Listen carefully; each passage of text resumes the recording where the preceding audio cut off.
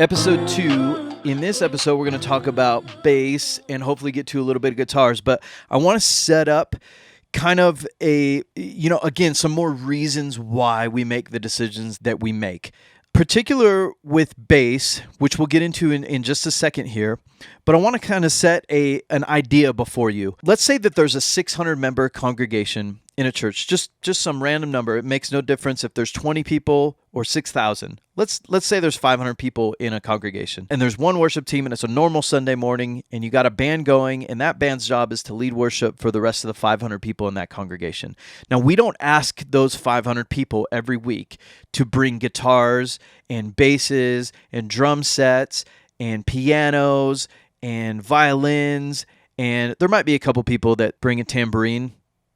You do the math on that. I don't know. But you get the point. We are asking those 500 people to sing with us. The band, the instruments, set the atmosphere and the tone. They give you the tempo of the song. They give you the mood of the song. They give you the lyrics of the song. They give you the melody of the song, and in some cases, harmony. That band sets the stage for the rest of the people in the congregation to do what? Play guitars? No, sing. We're asking people to sing. I don't know why, but God likes us to sing. We've been doing it for thousands of years. As God's people, He has ordained and set before us a form of worship called singing. Now, is there instruments in the Bible? Of course there is. That's why we use instruments now. He invented the concept of music. But in this situation, we are asking 500 people to sing with us. So that makes the top of that priority list is singing. So the rest of the band, the drum kit, the bass player, the guitar players, the piano player, you name it, any other part of that band that is not vocals is just there to set up vocals. They are vitally important, but they are not the priority. What I'm trying to say is, as we mix bass today, as we edit bass today, as we go through the priorities and what we're trying to do is we're trying to set a tone for people to sing to. We're trying to create an atmosphere for people to sing. If you're a bass player and your goal is to play cool bass licks, we've lost it. The highest priority in that room on a Sunday morning is people singing together. And so the band sets the tone for the vocals. That's just the priority in worship. In other genres, it could be set up different, but that's what we're mixing today. And so my goal is not to just dumb down everything so that the vocals are clearly on top. I love creativity. I love musicianship. I am not trying to cap people's creativity, but there is a place for everything. That's why we don't have guitar solos throughout the entire song while the lyrics are going on. That's why we don't have a drum solo the whole time. There are times for creativity and for it to weave in and out, but for the most part, we want to set the tone and not be distracting to any other parts of the music or for the rest of the congregation. I hope that makes sense to you as we dive into bass here. Let's look at the original bass track first. I'm going to pull that up. This is all raw tracks, no processing. Original drums, there are 2 electric guitars, there are 3 vocalists, 1 melody, lead singer, and 2 harmonies. There's bass, and there's a click track. Here's the original, raw, unmixed, untouched tracks.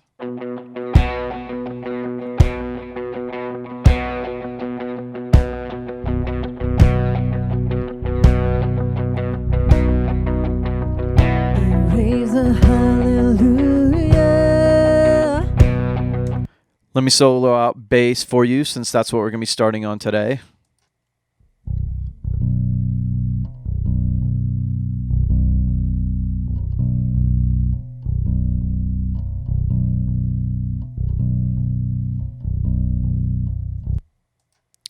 So in my opinion, that bass is too busy for the rest of the song. Presence of my enemies. Let me take out lead vocals here.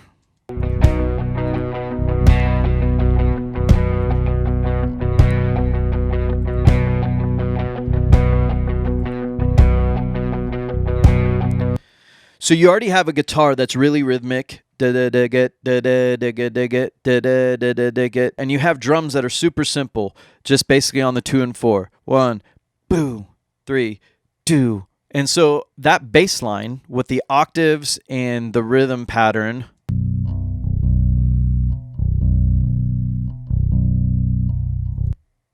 is, in my opinion, taking away from the rest of it. There's a lead vocal that comes in right there, and there's a guitar, and the drums are keeping very simple rhythm and just kind of setting the tone for the song to start.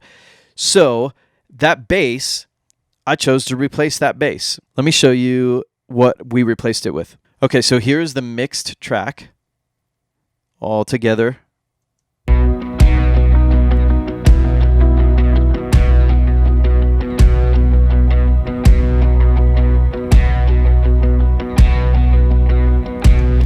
So, original bass, like I showed you in the untouched version,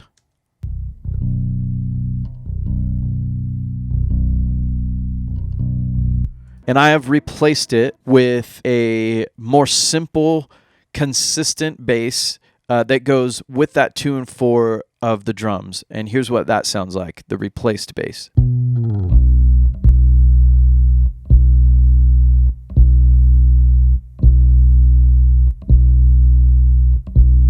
I will show you that in context with the drum set.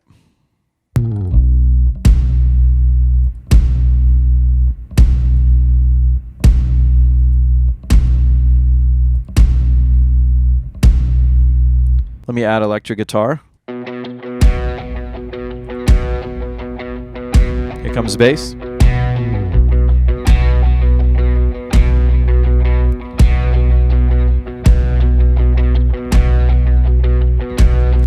So in the song, the original bass just seemed way too busy for the tone that we're trying to set up front. The more intricate rhythmic elements that are added at the same time on top of each other, the harder it is to sync up later, and the harder it is to, especially when there's not a lot of pre-production going into these worship sets every week, the harder it is to get those to marry each other and to sync up just right and to sound just right and to feel like they belong to each other. We just felt like the bass was a little bit too busy for this track, and for that reason, we chose to replace it with something simple. This is not, again, to dumb down somebody's creativity, but it all has to do with the priority of the song. The song is always king. Each individual part serves the greater purpose of the song. If individual parts start to get focused on themselves, trying to do the coolest part that they can, or trying to really make the song more interesting by themselves, it starts to getting convoluted, it starts to get muddy, and it's hard to fix afterwards when we're not playing off of each other and just adding what is needed and nothing more. Let's go through the bass editing process. Let's jump back and go through the bass editing process. So in a normal situation, let me pull up this bass track. Now I use a DAW called Cubase, but this process, every DAW has some version of audio editing, of audio warping, correcting, or manipulating audio. If I double click this, I have a couple tabs here on the left, and one of them is called Audio Warp, and I go into Free Warp, and that gives me these tabs also onto a grid.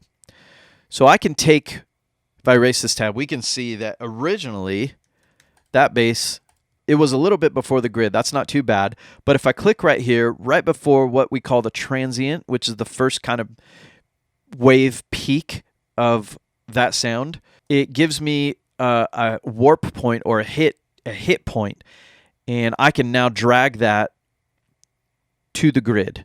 And basically, I am going through this entire bass line and dragging each note to the grid. Let's spend a second just talking about this. Timing is everything. If I'm playing an acoustic guitar and one of my strings is a little bit flat as I'm transitioning from chord to chord, if I'm a little bit flat as a singer, if I accidentally hit the wrong note inside a 5-note chord on a piano, most of the time, people aren't going to trip on that. What people do notice is timing mistakes. If there are 5 instruments on the stage and none of those are synced up and they're having a hard time getting on the right timing, people notice that right away. Editing in general, tuning and timing make the biggest difference in a mix. That alone makes your band seem, it separates your band from seeming polished to amateur. That alone. If you can get your editing to where timing and tuning are right, that is the majority of your mix. That is half, if not more, of your mix. That is why we track the click, and then we sync the click up to a specific tempo on our grid inside of our DAW. So now if I hit my bass track, if I play my bass track, we can hear, and I'll add my metronome here.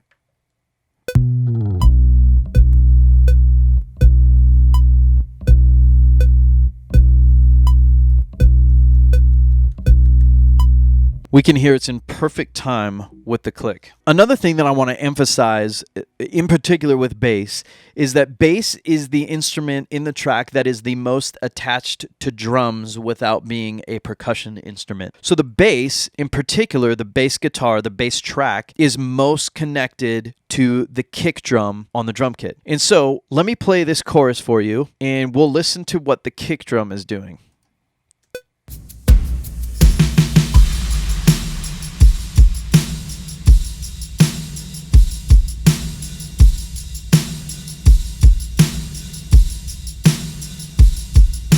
So we can hear the kick drum on its, the pattern of the kick drum is doom, bump, bump, don't, don't.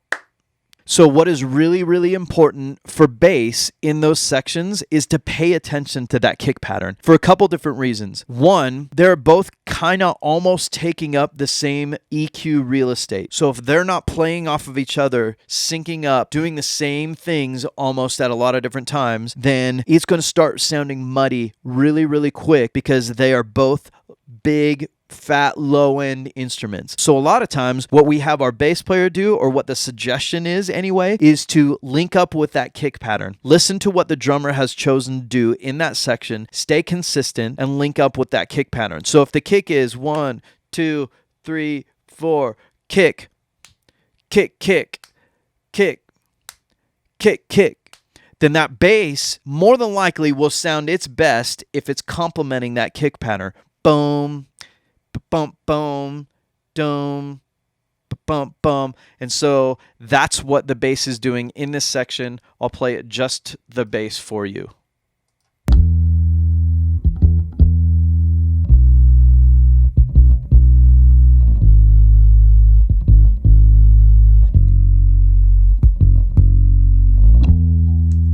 I'll play bass and drums together.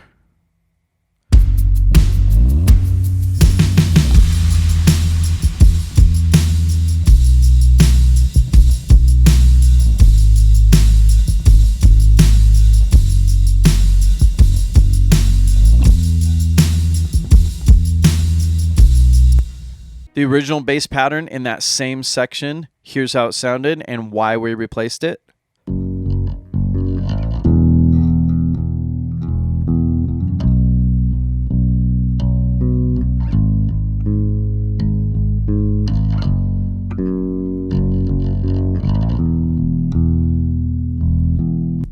I'll show you how the original bass and the drums sounded together.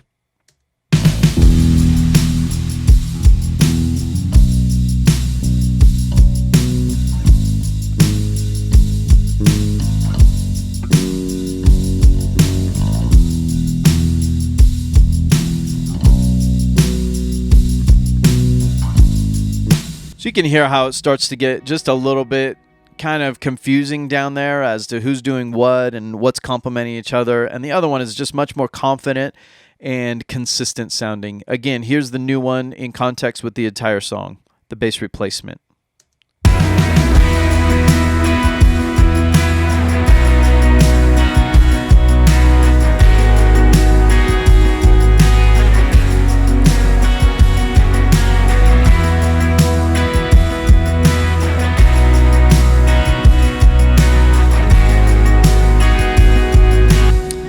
Okay, so let's go over how the bass is mixed.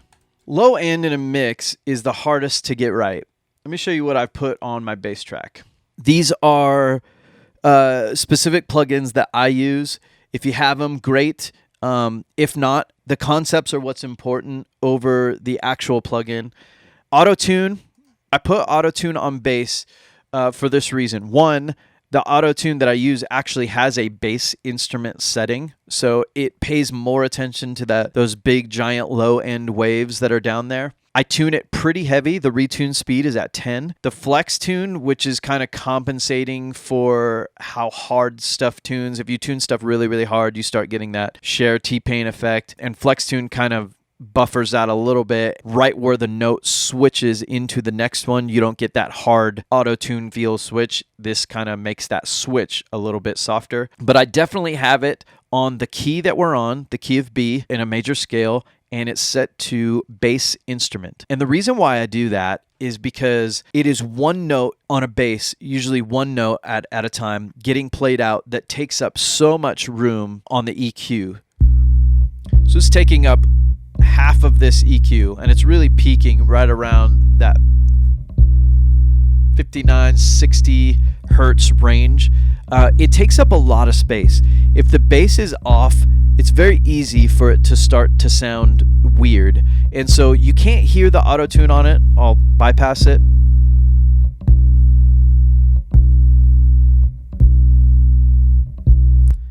I'll put it back on.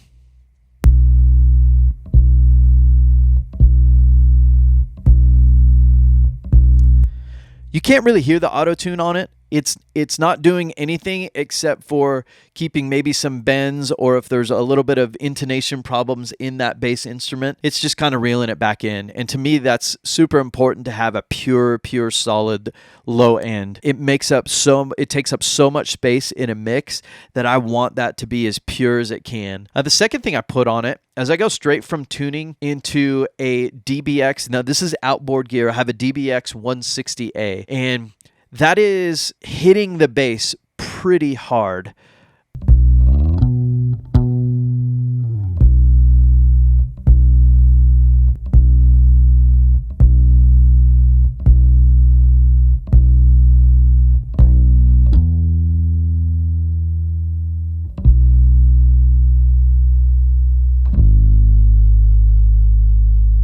So that's hitting the bass and compressing really, really hard. There are other plugins that I could use for that. Bass is something that, if you notice, the lesser skilled players and the not as well made bass instruments will have a tendency to be very uneven up and down the scale and up and down the neck of that bass. You'll hit one note and it'll be very loud, very prominent, very pure. And then as you walk up a couple frets, the next note you hit will be at a way lower volume, and you're always, not always, but in a lot of cases, you're trying to compensate for that bass, and you need that to be consistent. Everywhere the bass is in, it needs to stay consistent and really needs to hold its own spot right there in the mix. And so compression is key for a bass instrument. The next thing that I have is this. Now, there's a lot of plugins that people use, like Waves has a version. I think it's RBass, but I use a plugin from Universal Audio called Little Labs Voice of God. And basically you pick out the frequency that you kind of want to enhance, the sub frequency, and then you dial it in, you dial the amplitude in to where you want it. And I'll show you the difference that it makes inside the bass instrument track. Here's without it.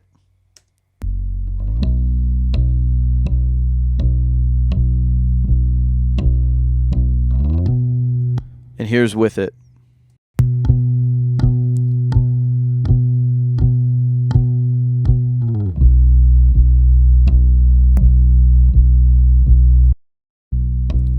Without it. And here's with it.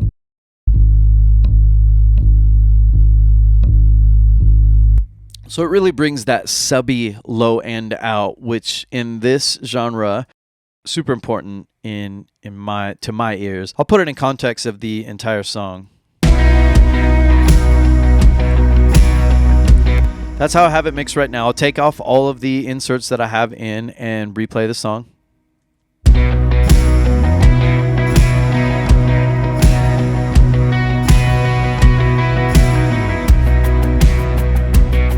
Now I'll put them back in.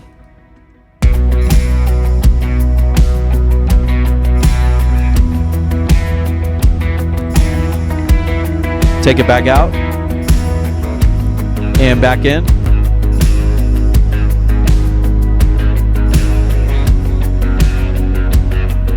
Okay, so the last thing I want to address is the EQ that I have on bass. That's kind of going to be different depending on the bass, how they, what they have their tone knobs set to on their bass instrument. If you're miking an amp, if you're what kind of DI, what kind of bass it is, how they play it. So the EQ is going to all be different. On this particular overdub, I'll go back a little ways and I'll show you kind of why I made the choices that I'm making on EQ. You can hear every time a note is plucked, you get that string noise, you get that pluck noise, and that is why I took it down 10 dB right at about 3500, because I can see on my RTA that right when that pluck is hitting, that's where it's happening right there. And so I'm trying to just get a little bit of that out.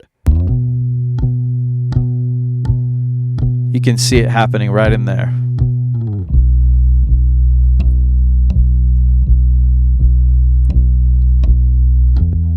That's part of the bass instrument. I don't necessarily want it gone, but I do want it reduced a little bit. I took a little bit out of 200.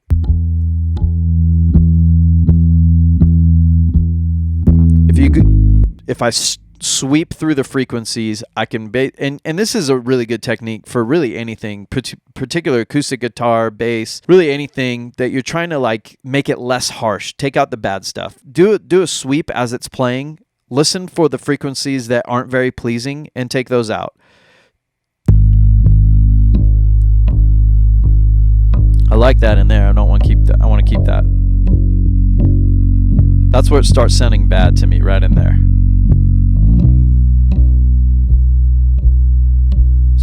So if I take that out, the bass gets a lot more smooth, a lot more milky to me, a lot more kind of pleasing to listen to. That's different, like I said, in every song, but that's the EQ choices that I've chosen to make on bass. That's going to be it today. We'll do the next one because there's a lot to go through with electric guitars. There's 2 electric guitars on this song, and I'll do another video in the future that deals with acoustic guitars. We do a lot of acoustic guitars in our sets, and I'm sure you guys do too. But I hope this helped. I hope you got something out of it. I'm going to continue making these videos, hopefully on a weekly basis, and we'll just continue working through this set. Episode 3 will be electric guitars. Don't forget to tune in, subscribe so you get the notifications, like the videos, and we'll see you guys next time.